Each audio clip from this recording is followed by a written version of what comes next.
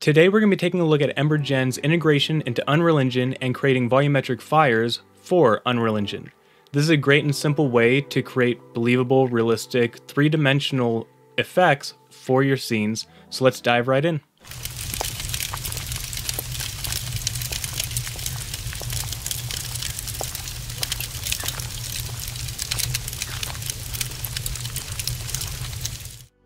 So here we are in this scene, and we want to create some volumetric fire effects from EmberGen and bring them into Unreal Engine, similar to these ones we have playing throughout here.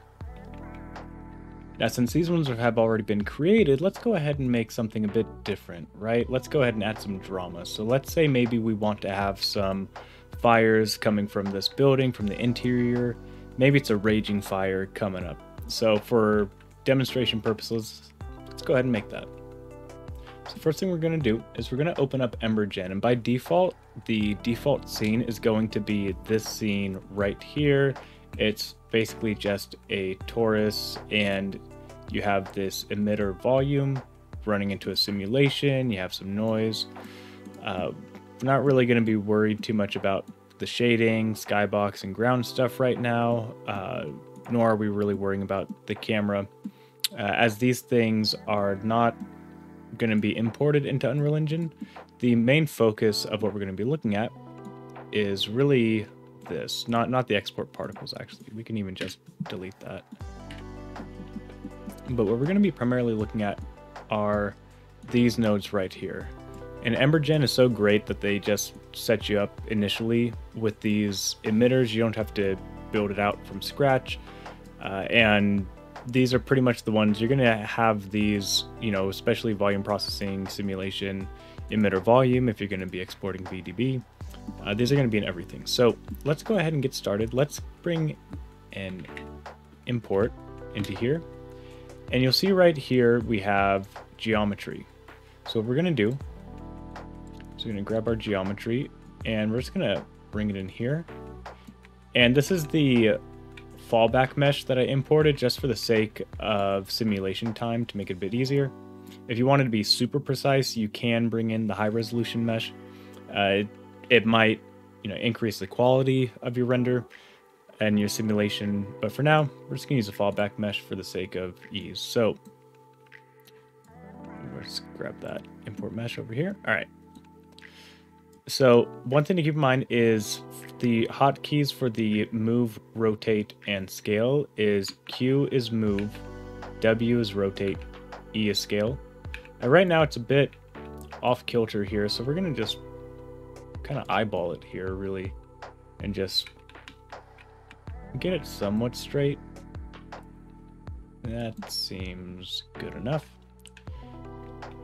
All right, and as we go through and sort of create the proper simulation, I'll be breaking down the nodes as we do that. So we have the import node, as I said, and so first thing we need to do is we need to set up the collision for this. And in order to do that makes it fairly simple by just dragging off here. Then you just add a collider, and it's going to ask for a shape. You plug the geometry into shape, and the way to know where to plug the collider in is simply just look for the collider input. So you plug collider into collider,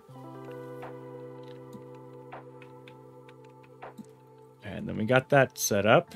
And so now it's colliding, but the simulation, we want it sort of billowing out from these openings. So in order to create that, what we need to do, this shape, this torus, it actually isn't working in our favor. It's not really the shape we want. We want a box. And right now it's pretty big. So what we can do, I'm going to pause the simulation right now. And what we can do is under emitter, if we go to visuals, we can actually show emitter. So we can actually visualize it, which will help us move it around and scale it. So let's go ahead and do that. I'm going to grab this. I'm going to just scale it into place. I just went back to frame 0 so we're not being obscured by the fire. Just move it back over here, scale it back down.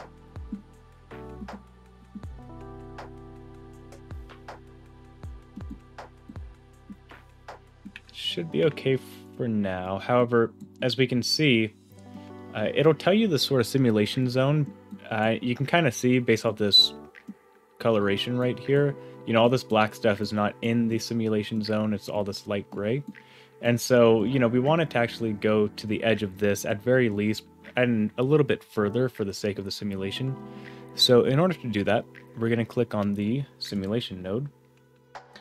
And then from here, we're going to change the voxel count. This is going to actually determine the scale of this, as well as the voxel count, of course. But the big thing to keep in mind, easiest way to remember this is just that these numbers change the scale. It's also going to increase the resolution. So you can technically, bring this large model in and scale it way up to real world proportions and do a simulation.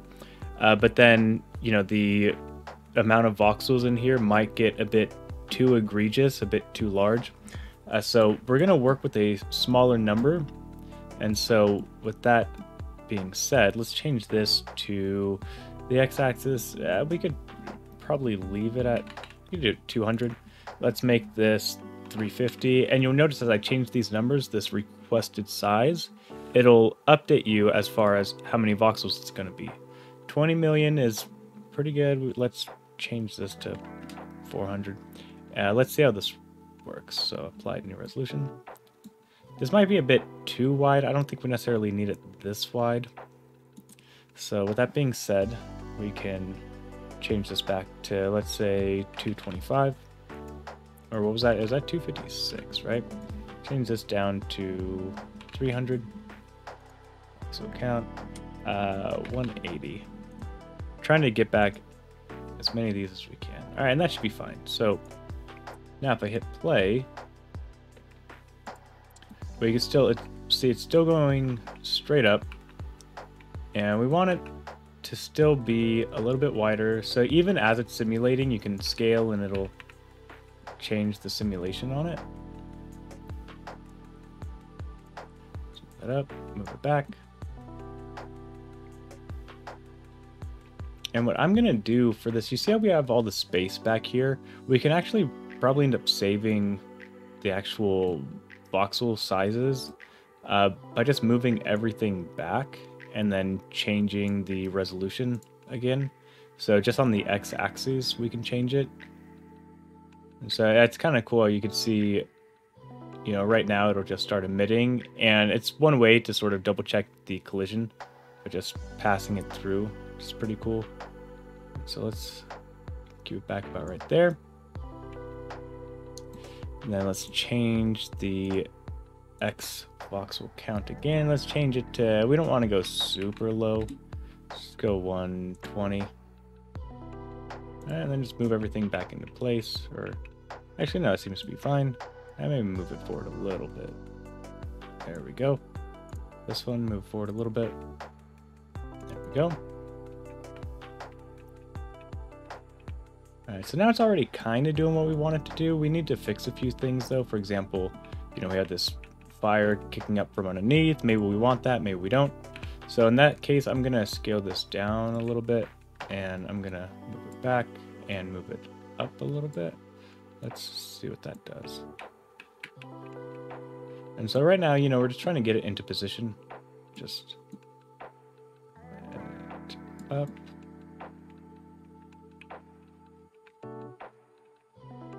Alright, and that should be fine. And so it's working kind of as is right now, right? It's kind of doing what we want. If we wanted to go a step further, we could add a wind. And the way we do that is we just go into simulation. Under the simulation tab, you can sort of go through here and change a few things. You can make it looping. So if you're not upscaling the simulation, you can, and if it's not exporting particles, you can always loop the simulation, which is great. For this one, all we're going to do right here is we're going to change the wind direction to -1 in the x-axis. We know it's the x-axis because if I click on this, we see x is going this way, and since we want the wind to be blowing this way, we want it to be -1 as opposed to 1. So we do that. Wind speed, let's change this to just like 0.2. Or for the sake of showing, let's crank it up pretty high to 2. And we can see that we're getting some wind. So Change this back down to 0.2 or 0.15. We don't need to be too intense. It was already kind of doing what we wanted. All right, and so we're looking at this, and now let's actually take a look at the fire itself and change some of its properties. So under here, we go down to emissions. We can see fuel rate, smoke rate, temperature. The primary ones we're going to be taking a look at is fuel rate and smoke rate. So fuel rate, for example, if I turn it down to 0, we'd see all it's going to be giving us is smoke, because all we have is a smoke rate. So this could be something perhaps where you just want a smoke simulation, or maybe just want like a little bit of fire. So you just give it a little bit. And conversely, we could crank this thing up really high, 200. And now it's primarily just fire. So you could play around with those values. Change this to 25 or 50, something like that.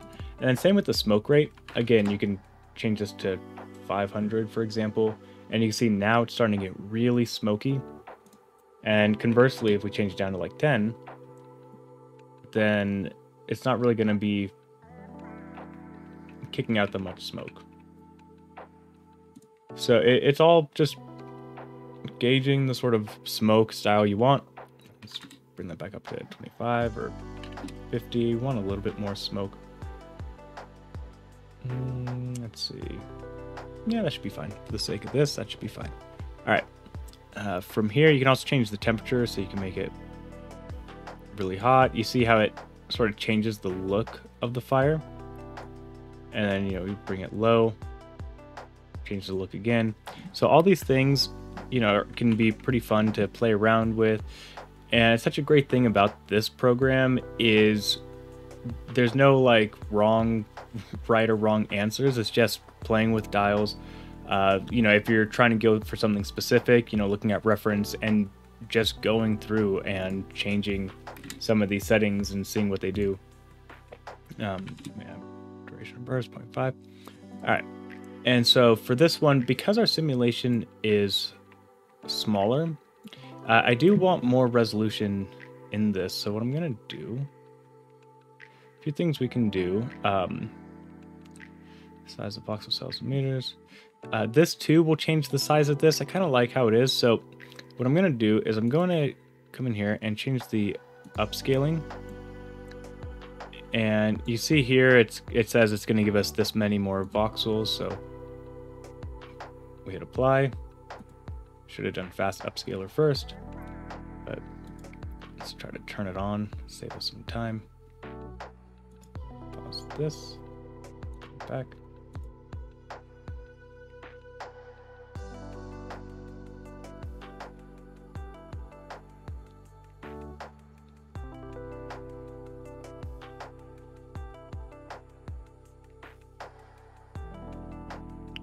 And then the other thing we want to take a look at is the actual volume processing. And so for something like this, since it does lack a little bit of detail, I'm just going to add a sharpen. And you see real quick, it gives us a little bit more detail here. You can sharpen it even further if you want. Sharpen smoke, for example, like 200 if we want to sharpen it even further. Flames, same thing if we want to sharpen it. So there's little tricks to getting around the sort of simulation aspect of it, making it too heavy of a simulation. You could add sharpen, you could add motion blur, things like that. For now, we're just gonna leave it as is. And then we're gonna come over here to pause this.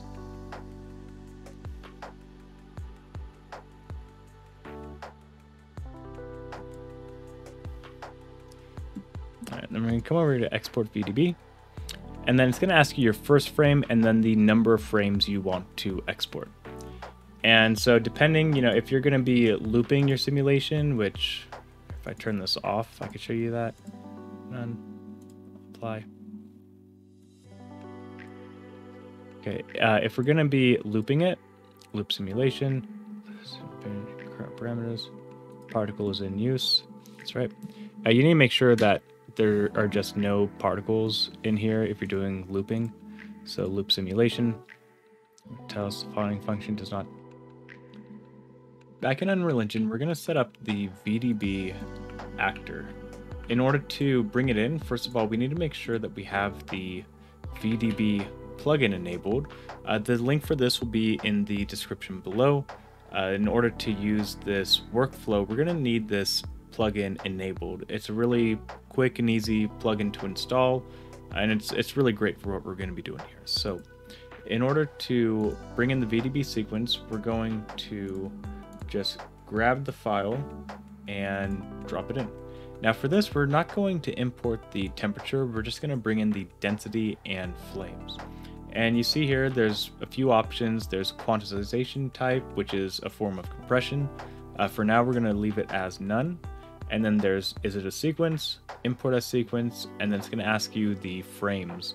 So we've exported a 100 frame looped sequence. So this lines up with what we're doing. So let's hit import. And then we're just going to let that run real quick.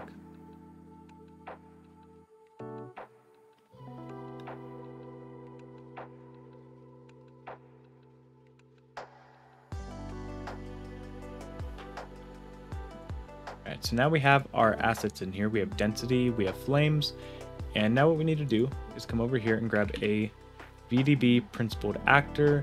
This will only show up if you have that plugin enabled. So we have this, and now we can see on this right side, we have density, temperature, color. So we need to bring in our assets and drop into this. So density, we're going to plug in density, and we're going to put the flames into temperature. And we could see right off the bat that nothing is happening. And so in order to fix that, we need to bring this into a sequence. And we know we need to bring it into a sequence because that's what we imported was a sequence. So bring it in. And again, we're not seeing anything. That's because we need to add the VDB sequence to this. And then we're going to scrub forward a little bit. And we can still see that there isn't really anything going on here. And so in order to fix that, by default, this scale is pretty small. We can actually kind of see them right here floating, these pixely sort of anomalies almost just floating right here. So we're going to fix that. So first thing we need to do is let's scale it up 150. And then let's come over here. We're going to change the step size to 1. And now we can see them starting to actually come in up here. And step size, think of that as like the resolution. So the lower the number, the higher the resolution for it is going to be. And then we need to add a density multiplier because as we can see, it's pretty faded, it's pretty opaque. We can't really see much. So let's change this. And just to show you, crank it up to 500. And now we can really start to see the details from the smoke coming into play. From here, you know, we have the albedo, the ambient, emissive. We're not really going to play around with these too much. The emissive strength does like a global emission as opposed to just emission from the flames. And that's actually controlled from the black body intensity. So, for example, we crank this up 50, 100, go back to 50. And still, the flames aren't really coming up how they were in the simulation that we made. That's because the temperature for this is too low. If we crank this up, now we can start to see that fire actually coming into play. It's still a bit pixelated and we're going to fix that. But this is a really cool function of this that I really love because we have actual control in the engine for how intense our flames are going to be. This is something you can animate as well. So, you know, if you're doing some sort of cinematic or maybe something for a game, and you want to sort of animate the fire coming in, you know, you can do that right here. Same with all these controls really can be keyframed. And so let's increase the temperature, not all the way, just maybe like that. And so now we can start to see something similar to what we're getting, but still, again, the quality is not quite there. So let's go ahead and fix that again. So we're going to come over here, this trilinear interpolation, you know, parentheses slow. Once we turn this on, it's going to fix the large steppiness. We're still getting this fuzzy pattern, which we're going to fix, but we can see the big difference just from doing this.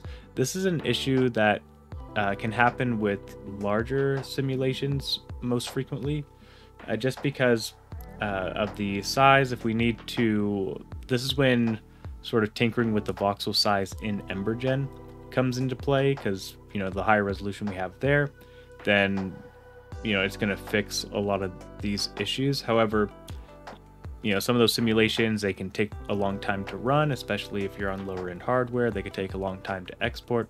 And so there's a few ways, such as this and just decreasing the step size, in which we can bring some of that detail back without having to spend too much time in simulation land in EmberGen. So again, with this, we're going to crank this down to 0.5. The lower the number, the more taxing it's going to be on your system. So just keep that in mind. Obviously, for something like this, it probably won't work in a video game scenario. So just keep that in mind. So in any case, though, we have our volumetric, and let's get this into place. Let's rotate it around 180 and move it into place. Now, there's ways to be more precise about this. You could essentially export the scene, or you can actually import this in the proper orientation. But for now, we're not going to fuss about that too much. There we go.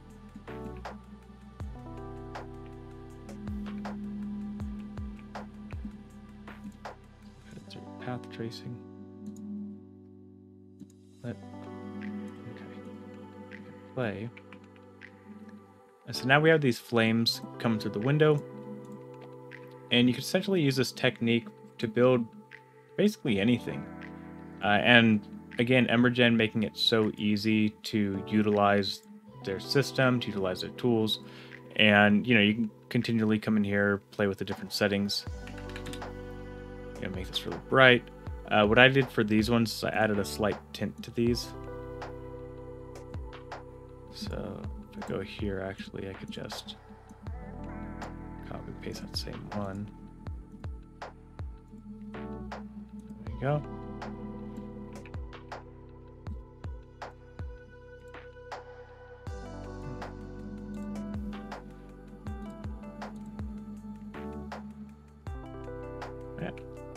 And there you have it. So again, EmberGen, great. The VDB plugin, great. And then these settings here just make it so much easier to, to really play around and really fine tune the specific look that you're going for.